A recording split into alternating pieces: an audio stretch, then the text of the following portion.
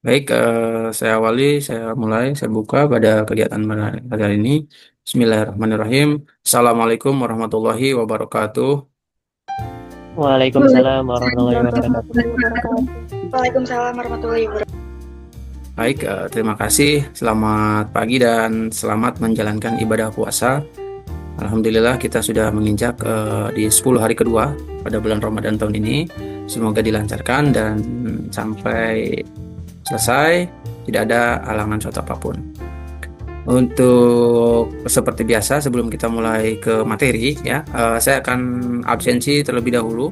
Untuk absensi si akad untuk yang manualnya udah di open juga 30 menit dari sekarang. Nah, untuk itu silakan nanti yang dipanggil. Oke, baik. Nah, kita akan melanjutkan materi dulu ya pada pagi hari ini. Nanti setelah pembahasan materi akan ada pembahasan diskusi tentang masing-masing yang sudah melaksanakan atau merangkum tugasnya, yaitu tentang pengembangan bisnis dari konvensional ke digital dari UMKM yang ada di sekitar tempat teman-teman ya. Idenya seperti apa nanti gagasannya bisa tolong dijelaskan dalam forum kuliah pada pagi hari ini. Baik, sebelumnya kita lanjutkan dulu materinya. Untuk pertemuan ketiga ini kita masuk ke model bisnis. Nah, seperti yang sudah dijelaskan sebelumnya, itu ada di pertemuan kedua itu kita refresh sebentar, bahas tentang perbedaan apa itu bisnis konvensional dan apa itu bisnis digital ya. Salah satunya memang yang sangat signifikan itu melalui platform digital, lalu sistem pembayaran, lalu ada data pembukuan. Nah, itu yang memang sangat membedakan yang di luar itu ya. Meskipun bisnis konvensional itu bisa saja memakai pembayaran model transfer, model QRIS, e-wallet dan sebagainya.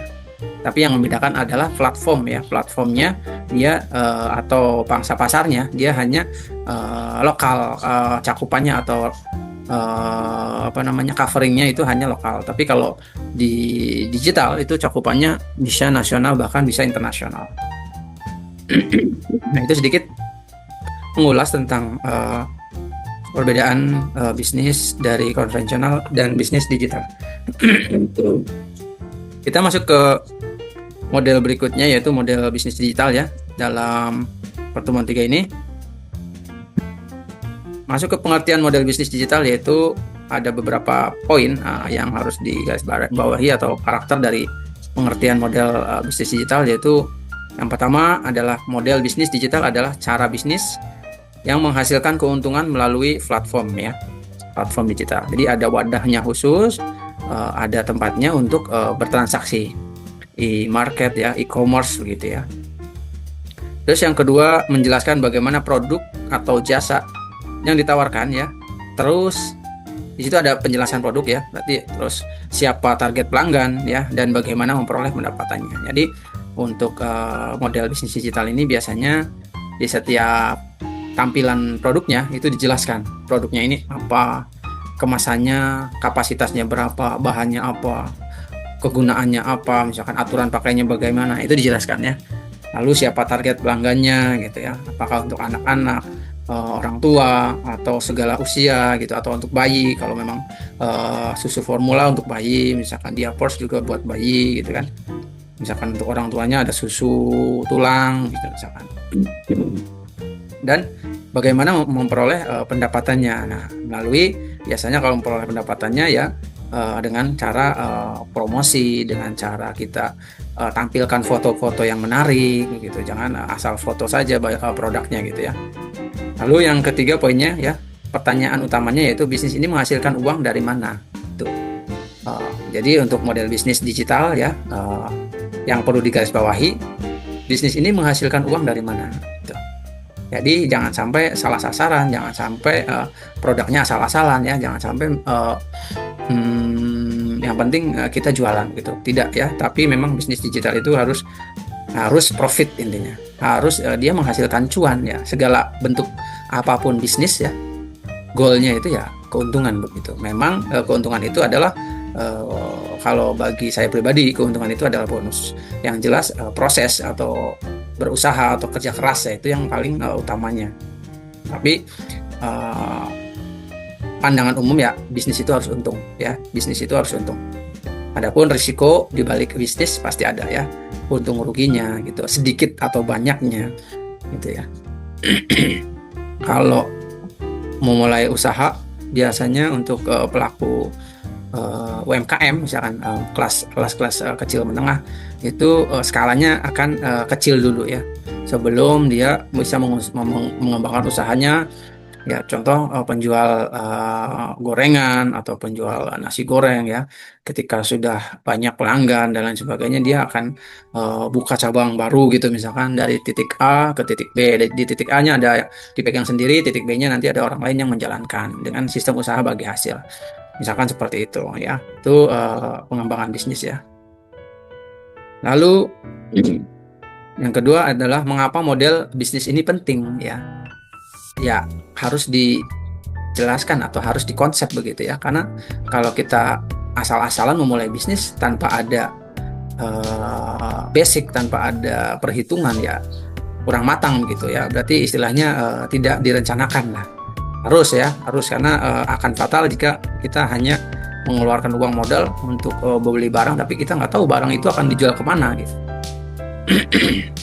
Contoh di daerah pedesaan misalkan yang banyak kan petani gitu kan, yang kebanyakan berkebun gitu kan, kita buka toko komputer misalkan, atau kita buka toko laptop, toko handphone misalkan. Nah itu tentu tidak sesuai ya dengan kondisi yang ada di sekitarnya gitu. Itu harus strateginya harus ada, menentukan strategi pemasaran dan target pasarnya itu ya yang tadi saya jelaskan tadi, harus jelas ya, tepat sasaran. Kita kalau di desa atau di daerah kampung ya kita jualnya pupuk misalkan, sembako itu masuk ya, sembako, pupuk, terus snack-snack dan lain sebagainya, makanan itu masih masuk ya, toko material juga masih masuk dan lain sebagainya. Lalu membantu bisnis bertahan dalam persaingan digital. Nah, bagaimana cara bersaingnya ya, tentu lebih banyak promosi, kita posting produknya yang menarik, penjelasan yang lengkap ya, diusahakan setelah berjalan itu ulasannya di update dan lain sebagainya. Biasanya kalau toko online kan ada ulasan. Nah, itu ulasan itu benar-benar sangat membantu ya untuk mempertahankan bisnis. Banyak pembeli yang misalkan termasuk saya sendiri ya, ketika membeli barang di online gitu, yang pertama jumlah penjualan dari toko tersebut udah banyak atau belum. Yang kedua ulasan yang diberikan oleh pengunjung atau pembeli yang sudah pernah beli di situ itu bagus atau tidak gitu kan. Jadi itu buat bahan pertimbangan. Terus selanjutnya memang harga ya, apakah lebih murah atau lebih mahal. Itu yang penting, itu membantu bertahan bisnisnya dan persaingan digital, karena satu produk saja yang menjualnya misalkan kecap ABC lah misalkan, atau minyak goreng apa gitu kan. Nah itu tidak hanya satu penjual saja di toko online, itu pasti banyak sekali, ratusan ribuan bahkan jutaan. Tapi biasanya cari untuk masing-masing wilayah. Kadang untuk daerah Jakarta ya mungkin ngambilnya di daerah Jakarta, karena misalkan dia mempertimbangkan ongkos kirim, dia mempertimbangkan lebih cepat nyampe, atau kita misalkan 1-2 jam bisa nyampe. Jadi cari toko yang menampilkan fitur-fitur yang pengirimannya instan gitu. Nah itu salah satu bisnis membantu bisnis agar tetap bertahan ya. Jadi memanfaatkan fitur-fitur, memanfaatkan promo dan sebagainya, ulasan yang menarik itu ya. Itu upaya dalam mempertahankan bisnis ya dalam persaingan digital.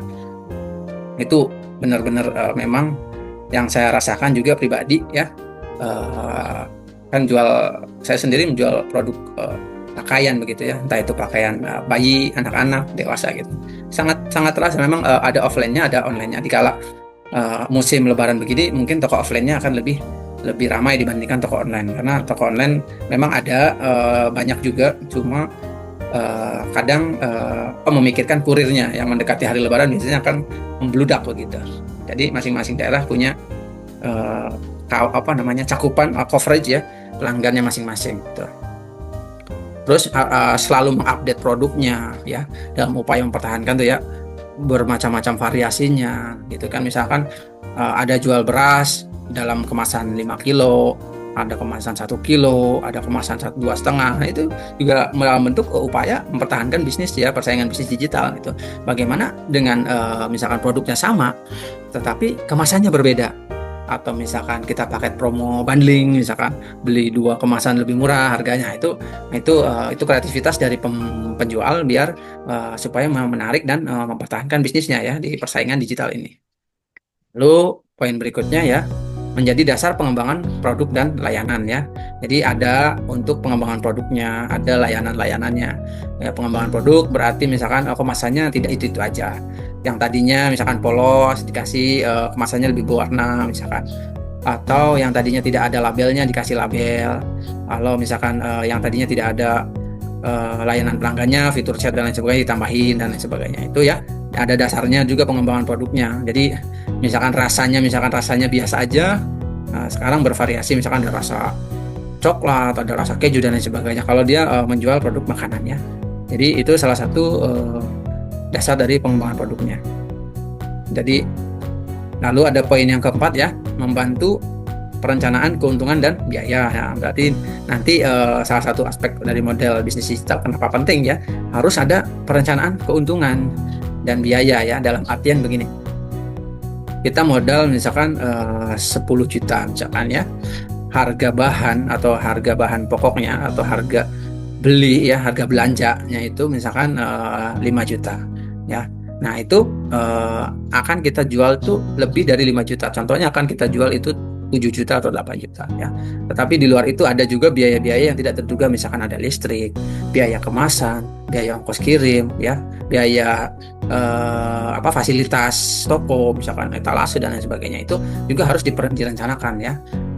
Kita modal misalkan 10 juta, tidak serta-merta 10 juta itu digunakan untuk barang, tapi kita misalkan 5 juta yang untuk barang, 3 jutanya untuk misalkan etalase dan lain sebagainya, aksesoris dan lain sebagainya. Misalkan toko juga kan harus didesain lebih menarik dan lain sebagainya. Misalkan kalau tokonya kalau tokonya di pinggir jalan tuh misalkan biasanya harus pakai lampu-lampu yang terang gitu biar lebih menarik begitu ya. Jadi perencanaan keuntungan dan biaya jelas, meski di bisnis konvensional maupun bisnis digital. Dalam artian ketika modalnya itu dipakai ya, pasti juga ada biaya-biaya lain yang akan diperhitungkan. Jadi dengan adanya contoh, kalau misalkan belinya pakaian ya, kalau pakaiannya itu lama tidak terjual ya misalkan, nah itu kita ambil harga keuntungannya diminimkan biar nanti si barang cepat keluar dan bisa beli lagi update barang yang modelnya lebih baru lagi. Atau misalkan ada sembako gitu kan, kita jualan online juga kan, karena sembako juga harus diperhatikan tuh expirednya dan lain sebagainya. Jangan sampai kita jual itu barang-barang yang sudah mendekati expired, biasanya teksturnya akan berubah, baunya juga beda dan lain sebagainya. Nah itu harus ada rencana keuntungan dan biaya. Kita ambil biasanya kalau partai eceran itu kalau jualnya eceran ya akan biasanya akan mengambil untung akan lebih besar per bijinya atau per piece-nya. Sementara barang grosir atau barang partai besar ya, itu biasanya ngambil untungnya lebih sedikit, tetapi perputarannya akan lebih cepat begitu. Nah itu membantu perencanaan keuntungan dan biaya. Lalu yang ketiga adalah komponen model bisnis digital. Apa saja komponennya? Yang pertama yang jelas produk atau jasa yang akan dijual ya. Kalau kita tidak punya barang ya, kita punya kemampuan apa nih untuk dijual atau dipasarkan atau diiklankan gitu ya. Kalau kita punya barang ya kita jualan barang. Jualan barang juga harus pinter-pinter cara jualnya gitu intinya. Ya, jasa juga misalkan yang menarik apa nih? Misalkan jasa instalasi, jasa bengkel atau jasa las, jasa listrik rumah, servis gitu kan, servis elektronik dan lain sebagainya, itu kan jasa. Lalu target pasar, siapa pembelinya. Jadi target pasar ini diusahakan semakin banyak cakupan pembelinya, semakin peluangnya semakin besar ya. Contoh kalau kita jualan makanan kucing ya, itu pasarnya hanya untuk eh, orang-orang yang memelihara kucing gitu ya. Kalau kita jual snack makanan anak-anak gitu ya, ya biasanya penjual itunya ya hanya anak-anak begitu. Kalau kita misalkan jualnya air mineral, itu bisa ke semua kalangan ya, dari bayi, dari anak-anak, orang tua, remaja. Nah, itu semuanya juga minum air mineral begitu ya. Nah, itu ditentukan targetnya, pasarnya, dan siapa pembelinya. Kalau kita jualan pupuk ya berarti sasarannya petani begitu ya. Lalu yang ketiga komponen dari model bisnis digital yaitu platform digital ya, marketplace ya, atau website atau aplikasi ya, atau media sosial. Itu sebagai komponen wadahnya dalam model bisnis digital ya. Tanpa wadahnya ya bukan bisnis digital namanya, itu bisnis konvensional ya, langsung offline ketemu. Kalau melalui aplikasi, melalui platform marketplace, e-commerce, media sosial, itu salah satu model komponen utama dari bisnis digital. Sumber pendapatannya, terus apa nih dari pendapatannya? Misalkan dari penjualan ya, dari iklan ya. Dari iklan itu menghasilkan penjualan tetap ya. Iklan itu salah satu sarana media untuk promosi begitu ya, sarana media promosi untuk meningkatkan penjualan. Lalu kita misalkan komisi ya, contohnya affiliate, jadi kerjasama sama yang menjual. Jadi ada orang yang bantu jualin, ketika barangnya terjual dapat komisi, tetap kita dapat untung, mereka juga dapat untung. Ya, itu sumber pendapatannya ya. Terus langganan. Jadi kalau langganan itu udah pasti setiap bulan atau setiap minggu dia akan beli begitu. Lalu ada customer experience ya, atau pengalaman dari pembeli atau pelanggan ya. Itu pelayanan dan kepuasan pelanggan ya. Jadi kita harus menerima, atau biasanya ada saran dan kritik misalkan, atau misalkan ada komen, ada lain sebagainya. Itu ulasan-ulasan yang bisa itu untuk memajukan atau mengembangkan bisnis, biar si bisnisnya itu lebih berkembang. Biasanya kalau customer experience ini diulasannya biasanya cara pengirimannya nih, cara packingnya misalkan, cara packingnya kurang safety nih misalkan, cepat rusak lah, sobek dan lain sebagainya. Nah, itu nanti akan dievaluasi sama yang penjualnya ya, dimana bagaimana caranya si kemasan yang dikirim itu tahan dari kurir misalkan.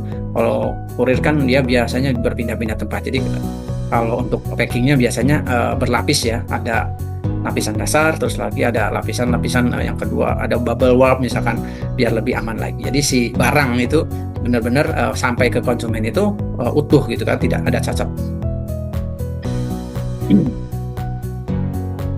Lalu model bisnis B2C ya, seperti yang kemarin di pertemuan kedua ya, ada model bisnis B2C ya, bisnis to customer ya, di mana bisnis itu dari perusahaan atau dari pabrik langsung ke konsumen ya, perusahaan atau toko menjual produk langsung ke konsumen.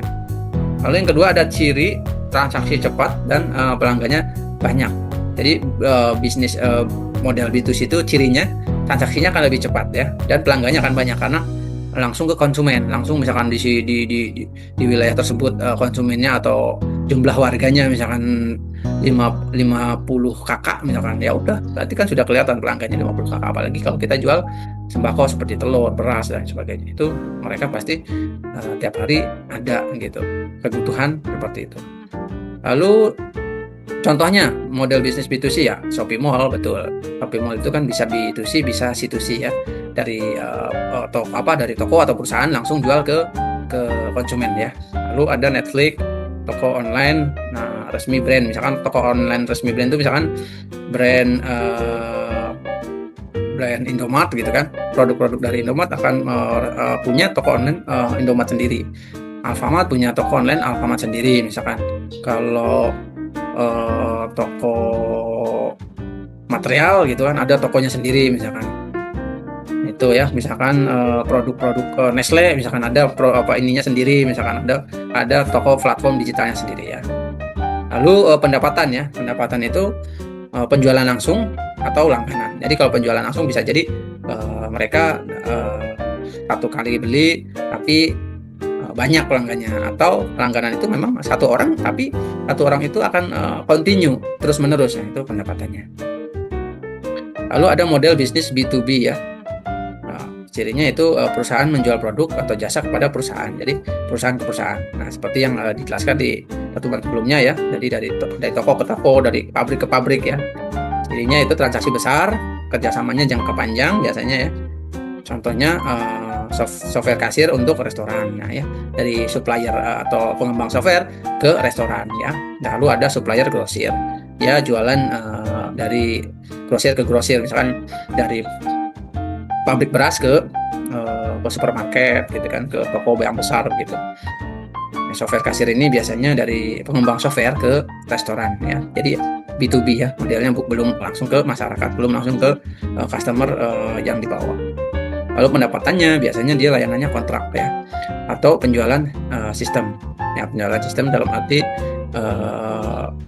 terinci gitu penjualannya. Si A beli gitu kan, terus lalu si B beli ya, itu sudah ada pangsa pasarnya. Kalaupun kontrak biasanya minimal berlangganannya berapa lama, 1 tahun, 2 tahun, atau 3 tahun ya. Terus minimal pembeliannya juga ada, misalkan 1 ton atau 2 ton misalkan, atau 3 ton dari barang yang akan dibeli. Model yang ketiga, yang keenam lagi yaitu model bisnis institusi ya, langsung ke individu menjual produknya ya. Lalu ini ciri transaksinya sederhana, sering terjadi di marketplace ya.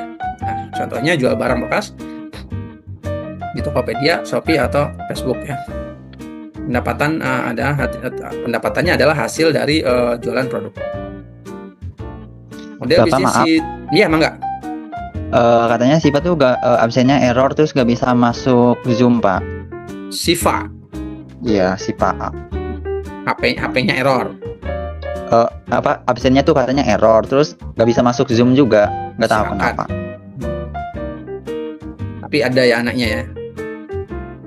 Oke, sebelum melanjutkan, saya kembali ini ya, ke absensi. Barangkali tadi kan ini udah agak ada pada masuk lagi nih, ada sekitar 3 mahasiswa nih. Syifa Isna Aziziah ya. Iya, Pak. Oke. Bapak, Dea lupa absen. Dea Ramadhani. Oke, sip. Ada lagi? Ada lagi yang belum disebutkan namanya? Fajar Fajriana ada? Pak, maaf Pak, absen Pak.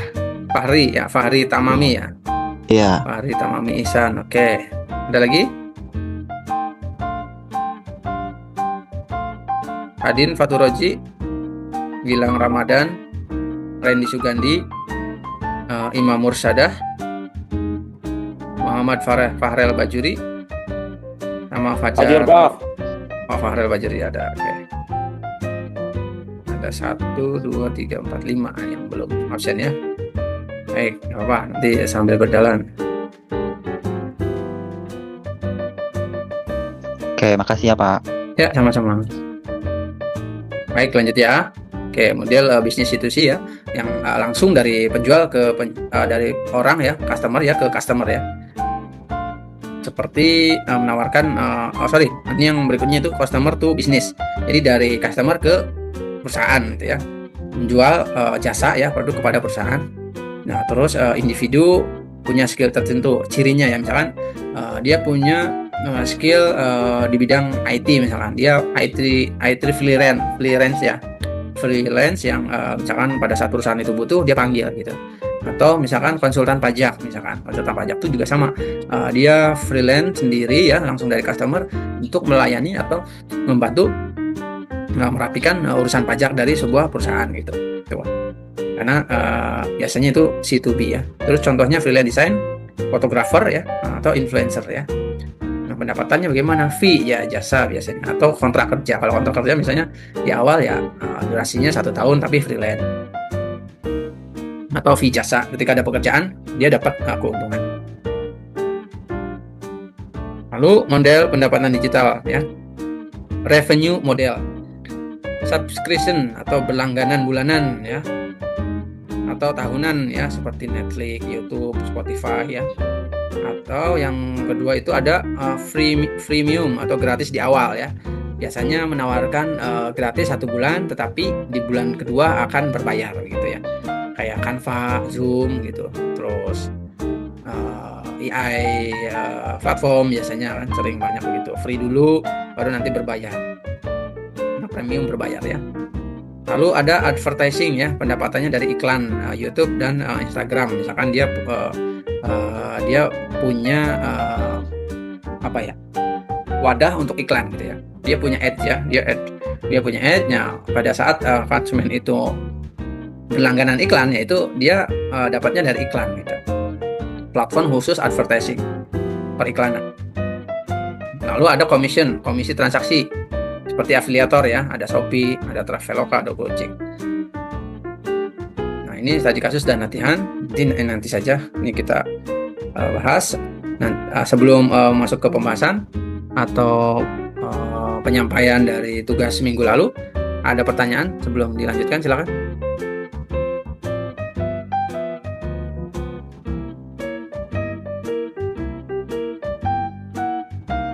Nanti yang menjelaskan bisa di share screen itu ya, PDF-nya gitu. Ya, nanti teman-teman yang lain bisa menyimak. Baik, kita masuk ke penjelasan tugas ya, tugas di pertemuan yang kedua. Nah, di sini saya akan sebutkan dari urutan absen saja ya, biar enak. Nanti kita kasih waktu sekitar 2-3 menit saja, nggak usah terlalu lama ya, karena ada banyak mahasiswa yang lain. Yang pertama ada Lutfan Albani Arif. Bapak, maaf, belum buat Pak. Maaf, Pak. Belum buat. Iya, Pak. Oke. Ada Oke, Pak. Faradita. Ya, ada Faradita Yudatara.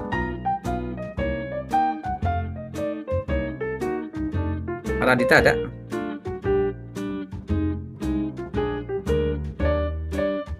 Mana tadi? Oh, tadi pas absensi ada. Ya, silakan Faradita. Assalamualaikum warahmatullahi wabarakatuh. Waalaikumsalam warahmatullahi. Ini jadi UMKM yang dipilih saya ini usaha yang menjual jus buah-buahan. Jadi usaha ini nih biasanya menjual berbagai jenis jus. Jadi kayak jus alpukat, jus mangga, jus jeruk dan lain-lain. Nah, biasanya ini usahanya ini dijual di kios kecil di pinggir jalan. Nah, kondisi saat ininya ini penjualannya ini masih dilakukan secara langsung di tempat jualan. Nah, terus juga promosinya masih mengandalkan orang yang lewat atau pelanggan tetap gitu. Terus masih belum menggunakan media sosial atau aplikasi online. Jadi ini membuat jangkauan pelanggan itu masih terbatas pada orang yang datang. Nah, terus di sini ide transformasi digital ini yang pertama bisa menggunakan promosi menggunakan media sosial, bisa menggunakan seperti Instagram atau TikTok. Nah, manfaatnya ini bisa menampilkan foto menu jus buah yang menarik gitu. Bisa juga membuat video proses pembuatan jusnya gitu. Jadi supaya lebih menarik pelanggan untuk datang gitu. Terus yang kedua ini bisa melalui aplikasi pesan antar makanan online gitu, kayak dari aplikasi GoFood, GrabFood atau ShopeeFood. Manfaatnya ini pelanggan ini bisa memesan tanpa harus datang langsung ke tempatnya. Iya.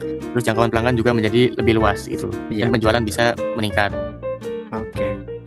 Nah, terus bisa pesan dari aplikasi chat kayak WhatsApp gitu. Nah, jadi pelanggan bisa memesan sebelum datang. Penjual juga bisa mengirim daftar menu atau promo yang sedang berlaku gitu. Dan komunikasi dengan pelanggan tuh jadi lebih gampang atau lebih mudah.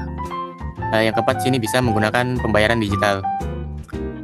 Ini pembayaran digital itu seperti QRIS gitu. Nah, manfaatnya itu pelanggan bisa membayar menggunakan e-wallet atau mobile banking. Nah, terus juga transaksi bisa jadi lebih cepat dan praktis. Iya, betul. Gitu.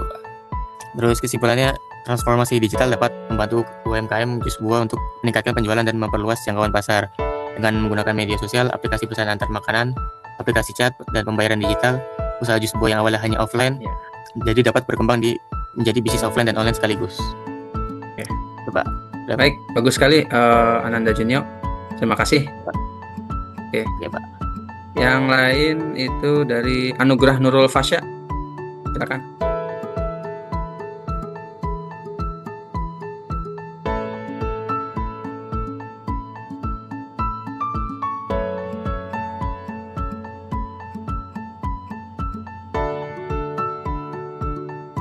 Ini Anugrah nih.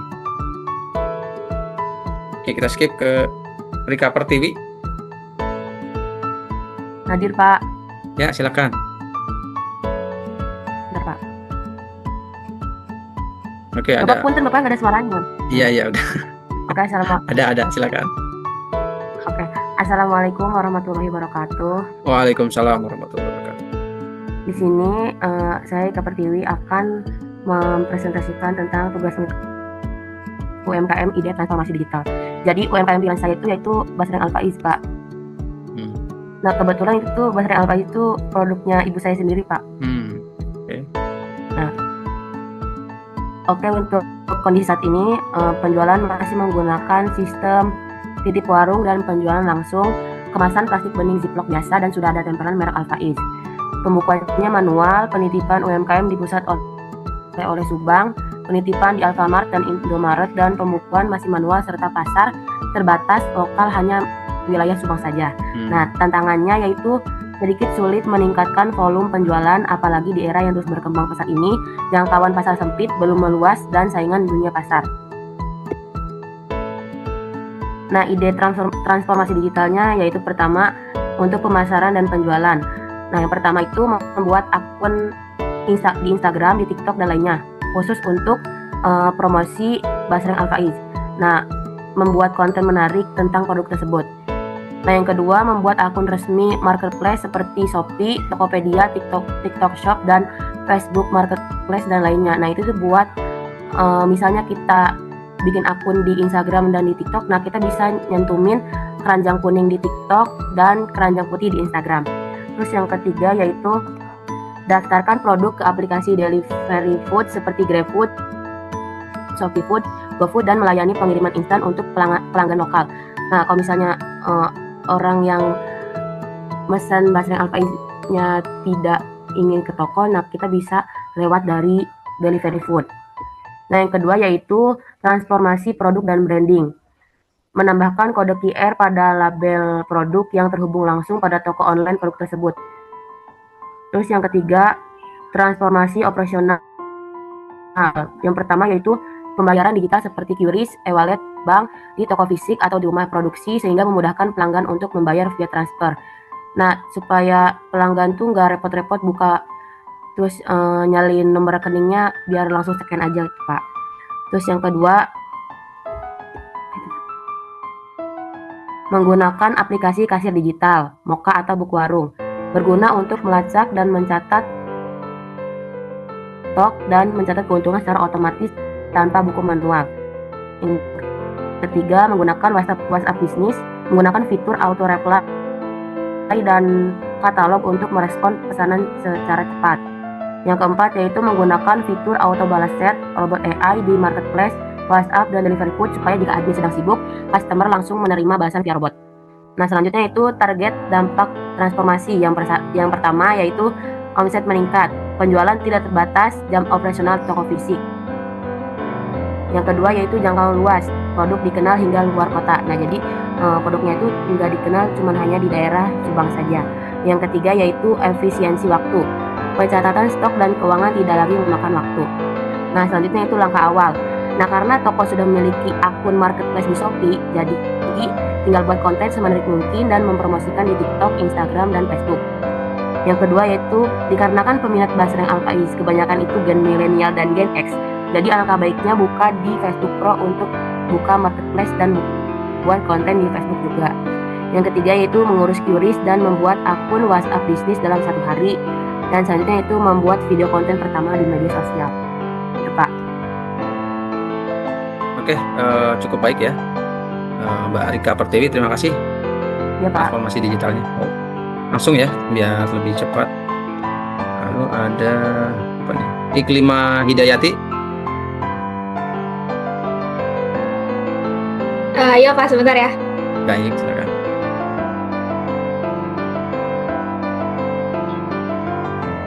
Pak, sudah ada belum? Sudah muncul, silakan. Assalamualaikum warahmatullahi wabarakatuh. Waalaikumsalam warahmatullahi wabarakatuh. Jadi pilihan UMKM saya itu ini Pak, kerajinan. Jadi di daerah saya tuh di Perumnas itu ada kerajinan produksi dari bambu atau kadang rotan juga ada sih Pak. Nah, contohnya tuh ada pembuatan box hampers, tas anyaman, ataupun wadah atau makanan yang lainnya. Nah, ide transformasinya tuh yang pertama, produk dapat dijual melalui marketplace seperti Shopee ataupun Tokopedia. Kedua, promosi media sosial dengan storytelling. Jadi promosinya itu melalui Instagram ataupun TikTok, melalui cerita proses pembuatannya, perjalanannya ataupun kisah pengrajinnya. Nah, yang ketiga itu live selling. Jadi bisa nunjukin pembuatannya, kualitas bahannya ataupun yang lainnya. Yang keempat, custom produk. Jadi dapat menyediakan layanan custom seperti penambah logo, ukuran atau desain tertentu. Lalu yang terakhir ada kolaborasi dan festival UMKM. Jadi bisa dapat selain di digital itu juga dapat kolaborasi juga UMKM lainnya ataupun festival UMKM yang ada di Cirebon.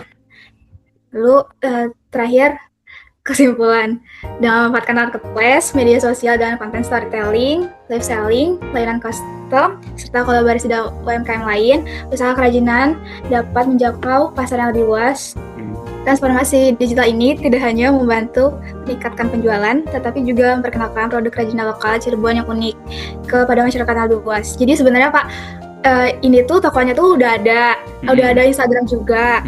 Tapi saya tuh udah cek, ternyata mereka itu belum buat marketplace di Shopee ataupun yang lain. Nah, jadi dia cuman via WA sama Instagram DM aja. Ya, gitu. Oke, baik. Sip. Baik, terima kasih Mbak Iklimah. Nyampaiannya bagus. Baik, selanjutnya ada Muhammad Fadil. Abdillah. Iya Pak, bener Pak. Ya. Oke. Baik, Assalamualaikum warahmatullahi wabarakatuh. Waalaikumsalam warahmatullahi. Oke, di sini saya memilih produk UMKM Cilok Pada Suka Pak. Iya. Ini selanjutnya di sini ada latar belakangnya. Mungkin Ya, skip aja. sekilas, cilok itu merupakan salah satu makanan tradisional yang banyak disukai masyarakat karena rasanya enak Pak.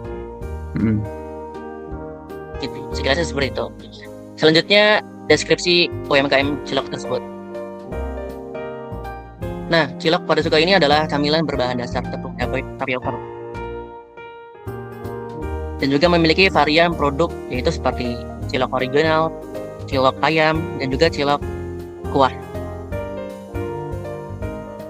Dan selanjutnya ada problematika UMKM. Nah, usaha cilok ini memiliki problematika atau kendala dalam menjalankan dagangannya. Karena mungkin kalau kita tahu bahwasanya usaha cilok itu tuh membutuhkan modal yang terjangkau dan juga menghasilkan keuntungan yang tinggi, sehingga menciptakan persaingan yang begitu banyak antara pedagang satu dengan yang lainnya. Nah, akan tetapi di era digital ini banyak pedagang yang sudah mulai melek tentang teknologi gitu Pak. Nah, imbasnya bagi para pedagang yang masih memakai cara tradisional itu akan kalah bersaing dengan pedagang-pedagang yang telah menggunakan metode digital gitu. Iya. Nah, lalu bagaimana cara untuk mengatasi hal ini? Kita lanjut ke ide transformasi digital. Jadi kita ada kurang lebih ada 6 poin ya. Pertama, kita harus penjualan melalui aplikasi online. Contohnya seperti GoFood, GrabFood, atau ShopeeFood, seperti itu. Yang kedua, ada promosi di media sosial. Nah, dengan promosi ini kita bisa menggunakan aplikasi-aplikasi yang disediakan oleh developer Play Store. Contohnya seperti TikTok, WhatsApp, dan juga dan lain-lain lah, intinya seperti itu. Kemudian ada pembayaran digital. Nah, dengan pembayaran digital ini akan memudahkan para pembeli itu dengan membayar atau tidak membawa uang ketika ingin membayar. Contohnya seperti GoPay, OVO, dan Dana.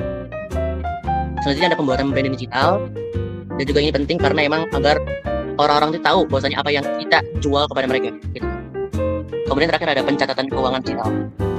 Ini penting banget karena ketika adanya pengeluaran dan juga pemasukan, kita harus tahu bahwasanya apa yang harus kita benahi ke depannya dan juga apa yang harus kita kurangi ke depannya.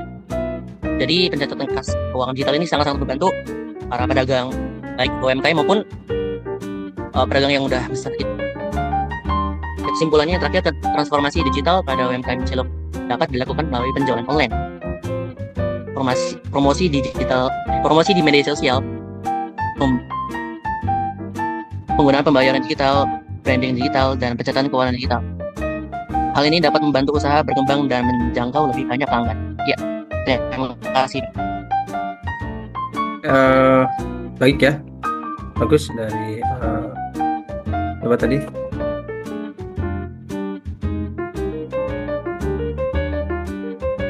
Muhammad Fadil ya. Oke, selanjutnya ada dari Dwi Anggraini. Iya Pak, benar. Ya.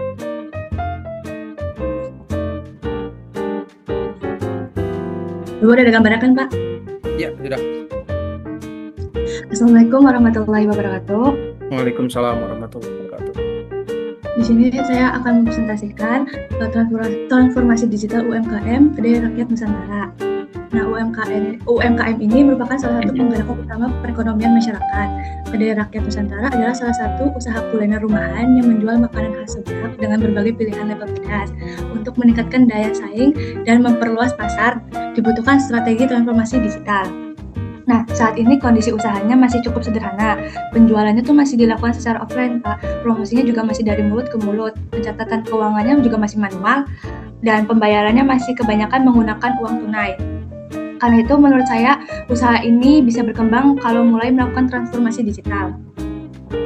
Nah, contohnya itu seperti mendaftar ke aplikasi pesan antar seperti GoFood, GrabFood, atau ShopeeFood, supaya pelanggan bisa memesan secara online dan jangkauan penjualannya jadi lebih luas.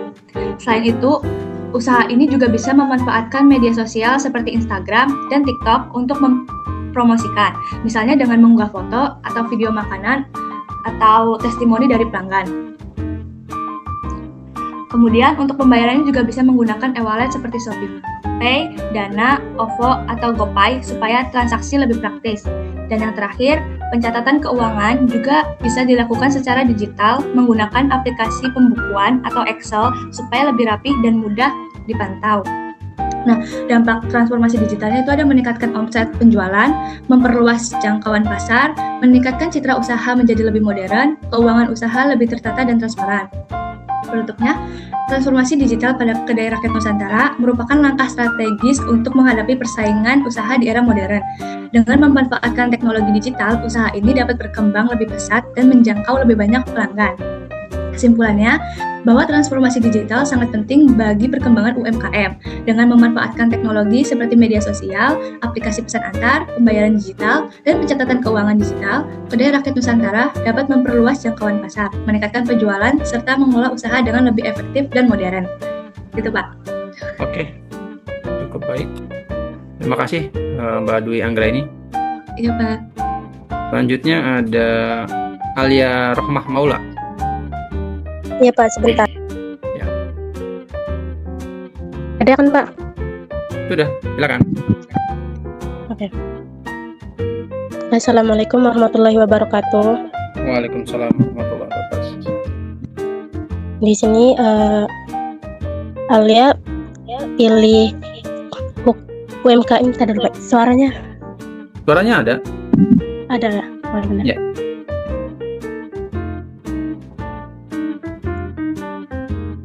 Alia di sini pilih UKM usaha laundry. Nah, jadi usaha laundry kiloan merupakan salah satu jenis UMKM yang sering kita jumpai, terutama di daerah kos-kosan atau perumahan yang banyak dihuni oleh mahasiswa dan pekerja. Dalam tugas ini, usaha laundry tersebut memiliki dan dikelola oleh seorang mahasiswa sebagai bentuk usaha sampingan untuk menambah penghasilan. Saat ini, usaha laundry tersebut masih berjalan secara konvensional. Pelanggan harus datang langsung ke tempat laundry untuk mengantar dan mengambil pakaian mereka. Promosi yang dilakukan juga masih terbatas, yaitu hanya melalui mulut ke mulut dari pelanggan ke pelanggan lainnya. Selain itu, sistem pembayaran masih menggunakan uang tunai dan pencatatan keuangan dilakukan secara manual di buku. Bisnis digital merupakan perkembangan dari bisnis konvensional yang memanfaatkan teknologi bisnis digital dan internet untuk membantu kegiatan usaha. Nah, agar usaha laundry yang dimiliki mahasiswa ini dapat berkembang, perlu dilakukan transformasi digital, yaitu perubahan dalam sistem usaha dengan memanfaatkan teknologi. Langkah pertama yang dapat dilakukan adalah mendaftarkan lokasi usaha di Google Maps agar pelanggan lebih mudah menemukan tempat laundry tersebut. Selain itu, pemilik usaha dapat membuat akun media sosial seperti Instagram untuk mempromosikan jasa laundry. Melalui Instagram, pemilik dapat mengunggah foto tempat usaha, daftar harga layanan, promo, serta testimoni dari pelanggan. Dengan adanya promosi melalui media sosial, lebih banyak orang yang dapat mengetahui keberadaan usaha laundry tersebut. Selanjutnya, pemilik usaha dapat menggunakan WhatsApp bisnis sebagai sarana komunikasi dengan pelanggan. Melalui aplikasi ini, pelanggan dapat memesan layanan laundry melalui chat tanpa harus datang terlebih dahulu. Fitur balas otomatis juga dapat digunakan untuk memberikan informasi mengenai harga, jenis layanan, dan jam operasional.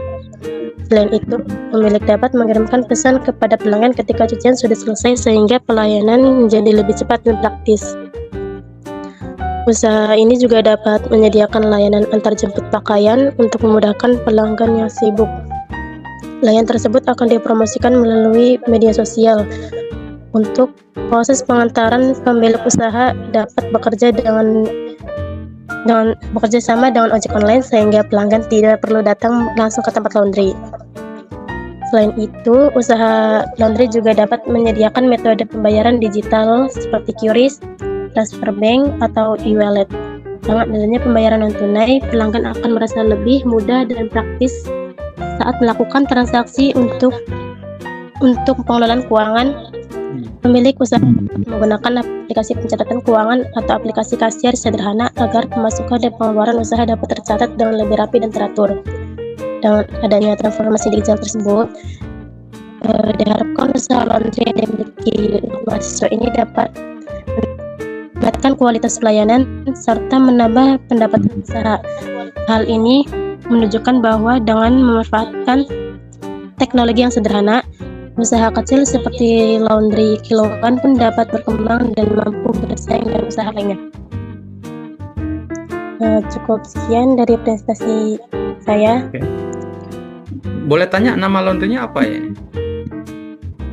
Nama laundrynya belum ada, Pak. Oke, baik. Terima kasih Mbak Alia Rohmah. Ya, Pak. Sama-sama. Ada Yasin Fauzi.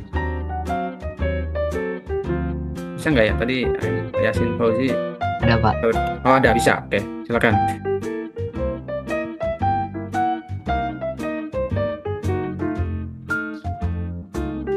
Assalamualaikum warahmatullahi wabarakatuh. Waalaikumsalam warahmatullahi wabarakatuh. Jadi UMKM yang saya pilih itu warung kopi. Yang pertama, pemasaran melalui media sosial. Jadi UMKM tersebut dapat membuat akun di media sosial seperti Instagram, Facebook, atau di TikTok. Jadi melalui aplikasi tersebut, mereka itu bisa posting gitu, foto minuman, makanan, atau suasana tempatnya. Dengan memanfaatkan media sosial, UMKM tersebut tuh dapat dikenal sama orang yang lebih luas lah gitu. Lalu berikutnya yang kedua adalah dengan mendaftar di aplikasi pesan antar. Jadi aplikasi pesan antar itu kayak GoFood, GrabFood.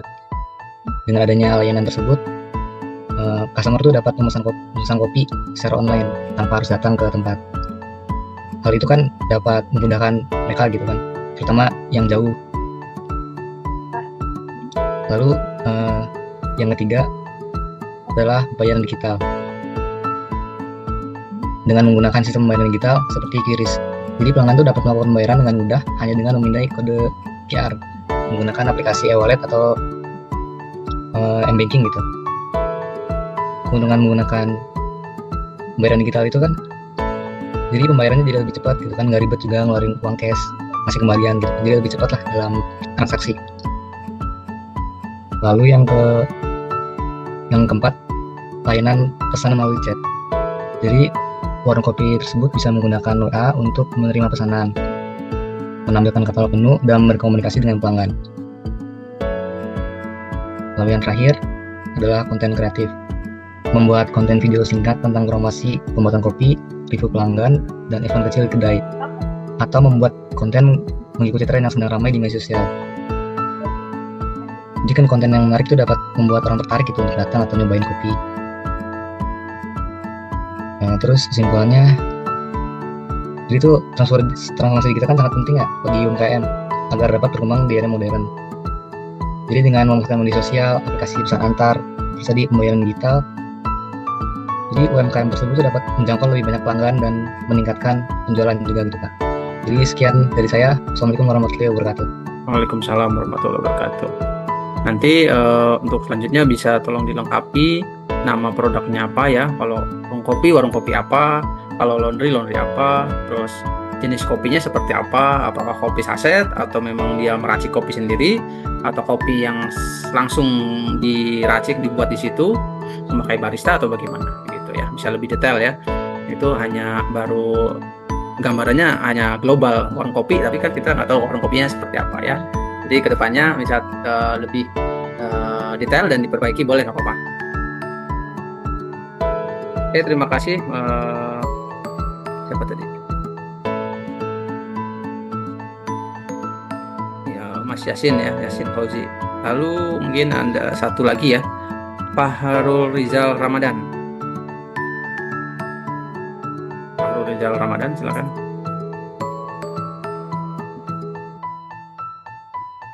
Pak, izin Pak, Adin belum Pak.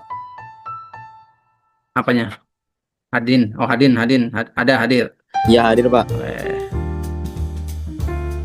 Gilang Ramadan ada, Gilang Ramadan. Randy, Imam, sama Fajar. Hadir Pak, Imam hadir Pak. Imam hadir. Oke, tadi sampai mana? Pak Harul Rizal bisa dipresentasikan?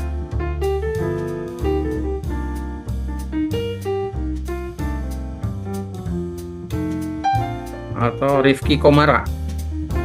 Pak, Fajar hadir. Fajar hadir.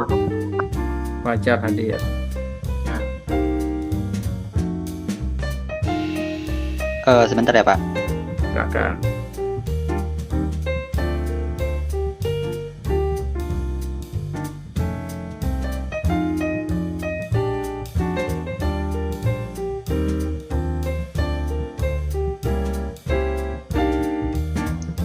Baik, Assalamualaikum warahmatullahi wabarakatuh.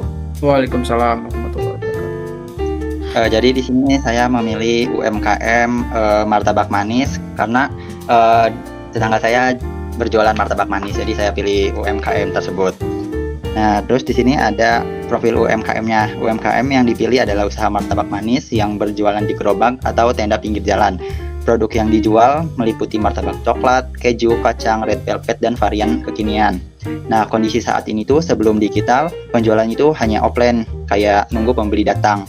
Terus promosinya itu dari mulut ke mulut, tidak ada media sosial, dan pencatatannya keuangannya masih ditulis tangan. Nah, pembayarannya itu hanya tunai dan sulit menjangkau pelanggan di luar area sekitar gitu. Terus di sini ada tujuan transformasi digital. Nah, jadi yang pertama itu meningkatkan penjualan, yang kedua memperluas jangkauan pasar, yang ketiga mempermudah pemesanan, yang keempat membuat operasional lebih efisien, dan yang kelima itu meningkatkan profesionalitas usaha. Nah, di sini ada strategi transformasi digital secara lengkap. Nah, yang pertama itu digital marketing atau promosi online. Nah, promosi ini tuh bisa dilakukan melalui media sosial agar lebih terkenal luas. Nah, bisa dengan cara membuat akun IG, membuat akun TikTok, terus upload konten setiap hari kayak video proses pembuatan martabak yang meleleh, terus yang lumer dan menarik. Nah, terus foto menu dan harga, terus ada testimoni pelanggan, promo diskon, sama live cooking. Terus di sini ada manfaatnya ya. Manfaatnya itu pelanggan baru itu jadi tertarik. Nah, terus videonya itu kan bisa viral juga. Nah, sama biaya promosinya itu pastinya murah ya dan meningkatkan brand awareness gitu. Nah, terus di sini penjualan online atau delivery-nya itu kan produk itu tidak hanya dijual di tempat tapi bisa lewat aplikasi online. Misalnya seperti di Shopee Food, GrabFood atau GoFood. Terus habis itu bisa terima pesanan via WhatsApp. Manfaatnya itu pelanggan bisa pesan dari rumah, nggak usah harus ke tempat tokonya. Terus penjualan itu meningkat saat malam atau hujan. Jadi biasanya itu konsumen itu kan kayak mager gitu kan, kalau hujan-hujan sama malam tuh harus ke tokonya gitu. Jadi bisa melewati aplikasi yang tadi saya sebutkan. Nah, terus di sini ada sistem pemesanan digital. Nah, bisa memakai WhatsApp Business. Nah, fiturnya itu ada katalog menu otomatis, balasan cepat, pre-order, share lokasi Google Maps, kirim bukti pembayaran. Manfaatnya itu pelayanan cepat, tidak perlu catat manual, dan mengurangi antrean. Nah, yang keempat itu menggunakan pembayaran digital supaya praktis. Yang pertama itu bisa dengan QRIS, e-wallet, Oppo Dana GoPay, atau transfer bank. Nah, manfaatnya itu supaya aman dan cepat gitu kan, gak usah misalnya kita nih nggak ada cash, gak usah ke bank dulu gitu. Terus mengurangi uang palsu, lebih modern dan memudahkan pelanggan. Nah, di sini juga ada manajemen operasional dan keuangan. Jadi gunakan aplikasi kasir digital. Nah, langkah-langkah itu yang pertama itu kita pakai aplikasi kasir kayak Kasir Pintar atau Moka. Nah, terus catat stok bahan baku, catat pemasukan dan pengeluaran, laporan otomatis harian atau bulanan. Nah, manfaatnya itu supaya kita tuh nggak salah hitung, terus tahu keuntungan bersih, kontrol stok lebih rapi, sama membantu perencanaan bisnis. Nah, terus yang keenam itu branding dan identitas usaha. Nah, agar terlihat profesional dan berbeda dari pesaing, yang pertama itu kita tuh bikin logo sama brandnya itu yang unik gitu. Nah, terus habis itu kemasannya itu menarik plus stiker logo. Nah, sertakan QR media sosial di kemasan. Jadi kalau misalnya kayak orangnya lagi makan martabak terus lihat di kemasannya itu ada QR, jadi kayak misalnya kalau orangnya kepo kan suka di scan gitu, nanti kan itu kan langsung ke media sosialnya. Nah, terus untuk nanti tuh karyawan itu memakai seragam sama foto produknya itu profesional. Nah, manfaatnya itu lebih dipercaya pelanggan, mudah diingat, sama nilai jualnya itu meningkat. Nah, di sini tuh ada kayak misalnya nih rencana untuk bulan ke bulannya gitu ya, atau timeline. Nah, bulan pertama itu buat media sosial dulu, terus daftar delivery online, sama gunain WhatsApp Business. Yang bulan kedua itu terapkan pembayaran QRIS, gunakan aplikasi kasir, sama mulai konten rutin. Dan bulan yang ketiga tambahin promosi besar-besaran, terus evaluasi penjualan, tambah varian menu gitu. Jadi kayak nggak langsung kayak langsung berubah gitu, kayak bertahap lah intinya gitu. Dan di sini ada perkiraan dampak hasilnya itu. Nah, sebelum digital kan itu misalnya ya kayak pembeliannya itu kurang lebih 40 porsi per hari. Kalau misalnya setelah digital kan bisa menambah dari kayak 80 sampai 120 porsi per hari. Nah, terus sebelum digital kan hanya online. Nah, setelah digital itu bisa menjual secara online dan offline. Nah, sebelum digital catatannya manual, setelah digital itu otomatis. Sebelum digital itu pembayarannya memakai tunai saja, setelah digital itu pembayarannya cashless. Nah, sebelum digital pasarannya kan sempit, kayak cuman daerah di situ doang gitu. Kalau setelah digital kan pasarannya itu lebih luas. Dan di sini tuh ada kelebihan dan tantangannya ya. Kelebihannya itu penjualannya itu naik, pelanggan lebih banyak, operasional efisien, brandingnya kuat. Nah, tantangannya itu perlu belajar teknologi, terus biaya internet, sama pesaing online yang sangat ketat. Dan solusinya itu ada pelatihan digital, konten kreatif, promo menarik. Nah, kesimpulannya itu transformasi digital pada UMKM Martabak Manis sangat penting untuk meningkatkan daya saing di era modern. Dengan memanfaatkan media sosial, penjualan online, pembayaran digital, dan sistem manajemen berbasis aplikasi, usaha menjadi lebih efisien, profesional, dan berpotensi berkembang lebih baik. Udah, Pak. Oke, baik, terima kasih penyampaiannya cukup bagus ya, Rifki Komara, terperinci. Baik, nanti kita lanjutkan pembahasan presentasinya di minggu depan ya. Ini waktunya sudah terbatas. Hari ini ada 9 mahasiswa yang ada 8 mahasiswa yang menyampaikan presentasinya. Nanti di minggu berikutnya mungkin setelah Lebaran ya, sepertinya nanti kita lanjutkan secara offline ya. Kayaknya minggu ini terakhir ya, minggu ini terakhir perkuliahan, bener nggak ya? Iya, Pak. Ya, Itu, Pak. kalau tidak salah ya. Iya, Pak, benar. Oke, baik. Jadi nanti kita akan ketemu lagi di awal bulan April kalau nggak salah ya. Oke. Baik, nanti kita lanjutkan nanti untuk yang belum kebagian presentasi nanti offline di kelas. Oke, mungkin itu terakhir. Sebelum saya akhiri, bisa di on cam kan dulu untuk kita absen didokumentasikan yang hadir pada pagi hari ini. Silakan di on cam kan. Mau saya screenshot.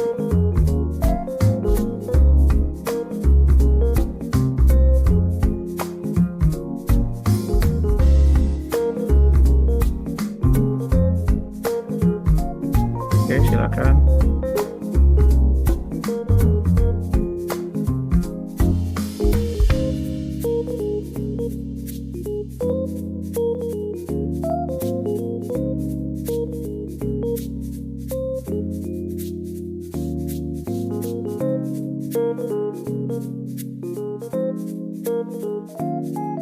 Oke, Bapak maaf kameranya nggak bisa dibuka. Oke, nggak apa-apa. Baik, kita screenshot dulu. Yang pertama ya. 1, 2, 3.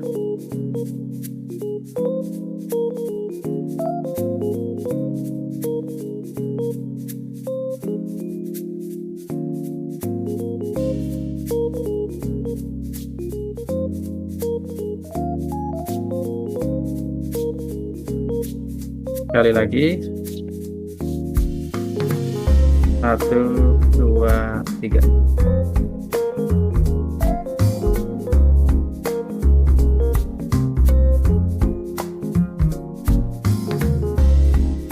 Oke, terima kasih. Sebelum ditutup, ini masih dalam bulan puasa. Nanti kita akan ketemu setelah Lebaran ya. Saya juga mau mengucapkan selamat berpuasa dan mohon maaf lahir batin ya semuanya. Bila ada kesalahan, ada kekurangan, nanti kita ketemu di setelah Lebaran. Baik, akhirul kalam, billahi taufiq wal hidayah. Assalamualaikum warahmatullahi wabarakatuh. Waalaikumsalam. Bapak. Ya, Terima kasih Bapak. ya sama-sama.